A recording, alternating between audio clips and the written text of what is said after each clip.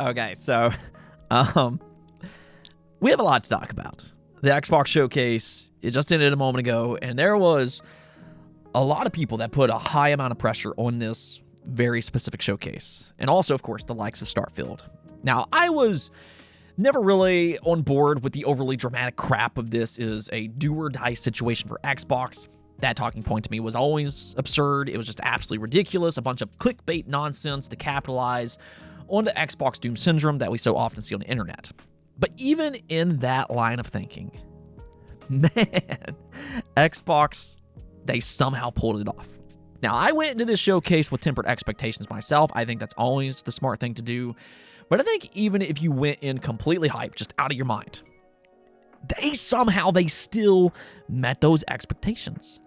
That's the type of showcase that we're talking about here. Xbox, the most scrutinized console manufacturer, they actually delivered. And they legitimately might have a true system seller on their hands. Because, wow.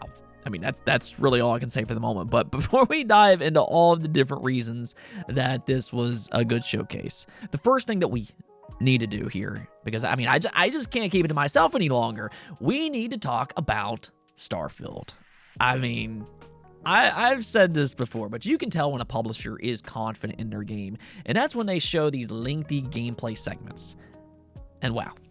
I mean, boy, did they ever. They spent 45 long minutes describing the different things that you can do in this game, and that somehow still felt like that they were just scratching the surface of what Starfield has to offer. This honestly might be the most ambitious and largest game that we've ever seen. It is massively overwhelming. I mean, it's like they seemingly took every single thing about their old games, and then they improved on them. The gun mechanics, as an example, they're tight and they just look like a ton of fun. They just look so much better than something like Fallout 4, as an example. The use of gravity, it looks killer in this game. It looks like a ton of fun. It looks good even compared to games that are strictly built around shooting and nothing more. That alone is miraculous.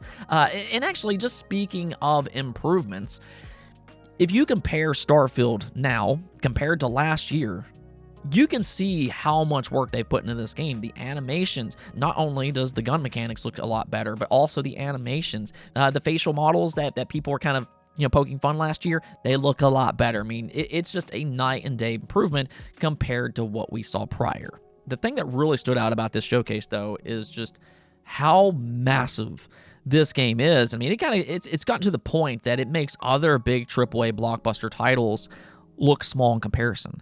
Starfield it's almost like 5 games in one. You have full customization of your character. You have your very own ship. There's space combat. You can board other spacecrafts. You have 1,000 planets to explore. You can enter a relationship with other characters. You have companions that can be a part of your crew and can travel with you. The ecosystem, it looks alive and interesting. You can build your very own home and customize it. And I mean, the scope of this game is absolutely insane. It is unreal. I don't say this lightly, but they kept wowing me every few minutes with another addition to its gameplay, to the point I now believe that Starfield has the potential of not only being one of the best RPGs of all time, one of the best Bethesda games of all time, but it could end up being one of the best games ever made. A game that fans will play for the next decade easily. Now, one thing that they did leave out of this showcase, though, was Starfield's frame rate. That's been a big question for a while now, but Todd Howard has since confirmed that it will be locked to 30 frames per second on Xbox. Truthfully, though, this isn't another Redfall situation. I think considering the sheer size of Starfield, and just from a content and gameplay standpoint, I don't really think that 30 frames is a problem here, so long as it's a mostly stable 30 frames per second. I mean, just look at Zelda Tears of the Kingdom at 30 frames. It's one of the best games to release in years, and 30 frames, it doesn't take away from that. A good game will ultimately be a good game at the end of the day, so again, just mind blown here. And I haven't felt that way about a game in a very, very long time. There's very little that can surprise me anymore, but yeah, Starfield, it's looking special. Even beyond Starfield, though, Xbox, it had a good showcase. And let's just kind of go over all the highlights as to why. Now, going into this, I pinned my hopes on certain games to be revealed here. Hellblade 2, Fable, Forza, and Avowed, which all 4 did in fact make an appearance here. But to my surprise, It was one of their other first-party announcements that really impressed me the most. inXile's new RPG, Clockwork Revolution. Now, we have heard different rumors about this game in the past. We've even talked about it on the channel. We knew that it was a steampunk first-person shooter RPG and that it was inXile kind of taking a big step forward from games like Wasteland. It was supposed to be more grand in scope from any game that they've released thus far. But even with all of that, I still was not prepared for what we saw today. Clockwork Revolution. It looks so much better than what I could have even imagined. I mean, I know that they can make high-quality RPGs. That's not all that surprising. They've historically done that. But Clockwork, it's them just running wild with their very own AAA game. Now, you can kind of see here, though, it does seem like it has some BioShock Infinite vibes to it, which I think that alone will have a lot of people excited. And then there's this whole time manipulation mechanic to it. Now, we still do need to see more, but I think from the little that they have shown, it's shaping up well. Unfortunately, though, no release date as of yet, so it's probably still a little ways away. But the fact that we've already gotten gameplay, that's a pretty good sign and speaks to their confidence, I think.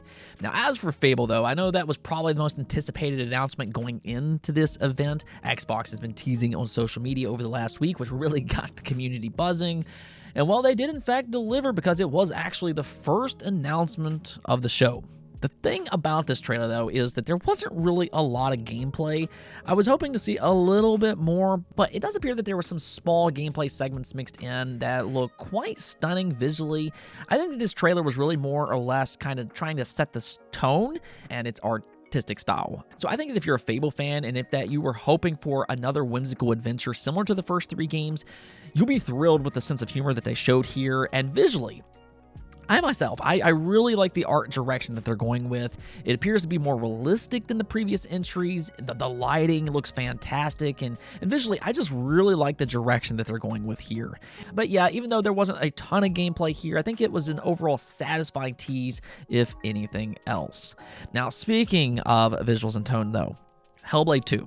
Visually, this game looks amazing. Melina Juergens, she is such a talented actress, and that, once again, was on full display with its latest trailer. Just the facial animations, the voice acting, just everything. That was on full display here. However, I thought that this was a rather odd segment to kind of showcase. So basically what they did is that they just revealed a part of its story. And now, I don't know about you all, but to me, I felt like it was more like them spoiling something than anything else. I don't really understand why they chose to focus on this part of the game, and we didn't even really know what she was referring to in the first place because it's solely story focused. I don't know. I mean, this is one of my most anticipated games right now, but I feel like it would have been better to show off its combat, and then you can maybe mix in some story elements, but instead here they just kind of went on, full on story. I mean, again, they did a good job showcasing the facial animations, the top tier audio setup that they have, which, that was great in the first game as well. But I don't know. I still think it was just kind of a weird segment to reveal. If anything, though, at the very least, we do now have a release window to look forward to, which is 2024, meaning that it is now one of my most anticipated 2024 titles. Speaking of release dates, though, Forza Motorsports now has a definitive release date. You're not just getting Starfield this holiday, of course. Forza is also set for October 10th. So there you go. I mean, Forza, it looks like Forza. I'm sure it's going to be a great game. These games have always been great every single time. And, the fact that they've taken such a long time to develop this game, it's going to be a big leap compared to Forza 7. They keep calling it a generational leap, which I do believe that considering the lengthy development compared to the previous entries. I'll tell you this much, though. Xbox, they are proving to be the place for fans of RPGs. I mean, we talked about Starfield earlier. They have Fable, Clockwork Revolution, and then, of course, we can't forget about Obsidian Entertainment, the same studio behind Grounded, Outer Worlds, Fallout New Vegas, Sticks of Truth, Pillars of Eternity, and the list just kind of goes on and on. Well, Avowed is their next big game, and we now have official gameplay and a release window. It is now set for 2024. It looks like that's going to be a fun year for Xbox fans. And if Outer Worlds was their take on Fallout, Well, based on the gameplay that we saw here, I'd say that Avowed is kind of their take on Skyrim, but of course set in the Pillars of Eternity universe. Even better yet here, though, for you Pillars of Eternity fans, it seems like that transition to first person, it mixes very well with that Pillars of Eternity gameplay. It seems like their big focus is dual wielding. Now, that means that you can either dual wield weapons like guns and swords if you want, or if you want to mix in some powerful magic, you can do that as well. I expect some pretty interesting combinations when it's full release. Now, I have seen some fans be a little surprised by its art style, though. It's a little bit more colorful than expected, but just knowing Obsidian's reputation and seeing its gameplay here, I think Avowed looks quite promising. This much, though, is very evident. Xbox's 2024 first-party lineup is already looking quite good, which also includes Stoic's new game, Towerborne. This is the same studio behind the Tactics RPG Banner Saga, and now they're working with Xbox to create a side-scroller beat-em-up style game with a unique art style to it. I'm not necessarily completely sold on this one quite yet, but just kind of knowing the talent of this studio, it is one at the very least to kind of keep an eye on, especially if you like this genre and if you're looking for a good cooperative game. Whichever way, though, I mean, it's going to launch directly into Game Pass, so you always got to love that, and hey, see what happens. Compulsion Studios, the studio behind We Happy Few and Contrast, also announced their newest game, South of Midnight. This is another newly acquired studio from Microsoft, though based on the reveal here, I can't really say too much about this game as of this moment. They didn't really show any gameplay or anything like that. But what I will say here, though, is that the art style and vibe, they've always had this creative atmosphere to their games, and that definitely is once again showing here. Now, they also noted that it's a first-person action adventure, so we do know that. But for the time being, I'd say that we still need to see more. Really, we need to see gameplay specifically. I've said this before on the channel, but it's difficult to get too excited about teases for new IP without gameplay, especially for studios that aren't necessarily proven yet. So I'll just kind of reserve my opinion until we see more on South of Midnight. Rare, they also announced a new Sea of Thieves crossover, which fans of the Monkey Island series definitely should be very excited about this. Not only did you get that new game last year, but a new Monkey Island story expansion is also set to come to Sea of Thieves on July 20th. It honestly was quite surreal seeing the Monkey Island world brought to life here in Sea of Thieves. Of course, they've done some cool crossovers in the past, such as Pirates of the Caribbean. That ended up being a pretty cool story expansion, and this here, I'd say, is the perfect addition to Sea of Thieves for their next story expansion. But with that, I'd say that was really the big first-party highlights. I mean, there were some other first-party announcements here, including a Flight Simulator expansion. There's a new Dune flying machine coming over to Flight Simulator, which was kind of cool. There's some more stuff coming over to the Elder Scrolls Online and Fallout 76 if you play either one of those games. But the other notable part about this showcase was, of course, all of the Xbox Game Pass goodness. I mean, you guys just once again are absolutely spoiled with even more day one games to look forward to. I mean, just kind of going down the list here. Payday 3. That's coming over to Game Pass on September 21st. That is a huge, huge sequel the fans have been looking forward to for years and years. And now here it is, and it's coming to Xbox Game Pass day numero uno. Fantastic. Persona 3 Reload and Persona 5 Tactica, they, of course, got their official confirmation here as well. I mean, we talked about these the other day because they leaked out a little bit early, but now I can actually show some official gameplay on my channel. And I mean, just look at these games. They look absolutely fantastic. Persona fans, you have to be beyond excited. I know I personally am. I cannot wait to play these games when they release. Persona 5 Tactica, that is set to release on November 17th, whereas Persona 3 Reload is set for early 2024. Capcom, they also announced a new Game Pass game as well, Path of Goddess. I mean, you all kind of know how I feel about Capcom. In my opinion, they've been one of the best publishers and developers over the last 5 to 7 years easily. So when they release a new IP like this directly into Xbox Game Pass, that already is exciting on its own. Even more so because it actually does look interesting.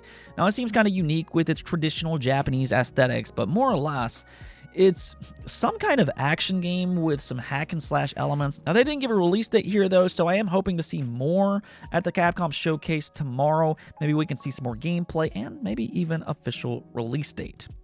For me, though, and I mean, we've already talked about some pretty cool Game Pass games thus far, but the most exciting Day 1 Game Pass game that they revealed here was Jusant. This game looks incredible. It's almost like they took Zelda Breath of the Wild's climb mechanics and built an entire game and world around that idea. Not just that though, but they completely improved on those mechanics to make a fully realized and interesting game. Really though, I mean, this game just looks gorgeous and probably one of the most interesting ideas that I've seen in some time. So big win here with it coming over to Game Pass day one this fall. Now, there was also some other Game Pass games here as well, including 33 Immortals, which does, I think that one looks interesting as well. That's like a Hades style of game with 33 player cooperative gameplay. Quite insane, really. Still Wakes the Deep, that's coming over to Game Pass. That's some kind of horror game set on, I believe, an oil rig.